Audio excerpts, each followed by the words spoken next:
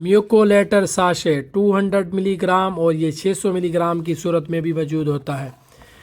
म्यूकोलेटर sachet एक ऐसा sachet है जिसके अंदर एसिटाइल सिस्टीन मौजूद होता है। ये ओवरडोज पैरास्टामोल का एंटीडोट भी है।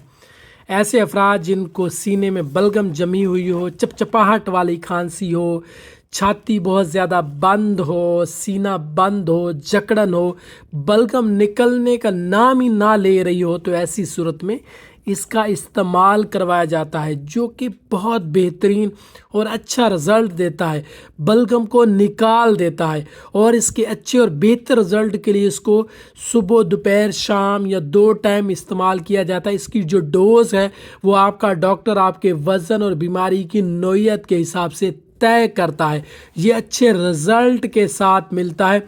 ये 3, 5 या 7 दिन तक इस्तेमाल करवाई जाती है, जो आपके सीने की जकड़न को ख़त्म करती है, सीने के अंदर जमी हुई बलगम को निकालने के लिए बेहतरीन है। सेल्फ मेडिकेशन के तौर पर इसका इस्तेमाल ना करें।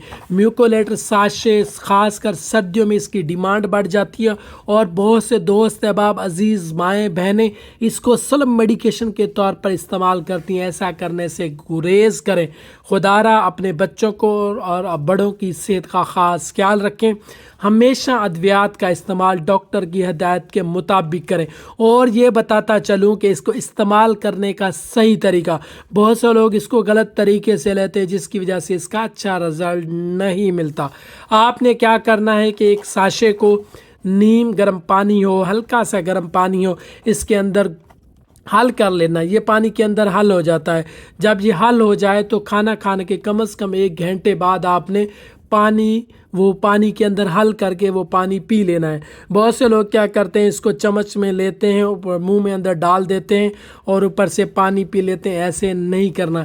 ये पानी में हल होने वाले साशे हैं। आप इसको थोड़े से पानी के अंदर हल करके पी सकते हैं और इसके अच्छे रिज़ल्ट ले सकते हैं। इसके अच्छे रिज़ल्ट आपको तब मिलेंगे जब आप इसको अपने डॉक्टर की हिदायत के मुताबिक इस्तेमाल करेंगे।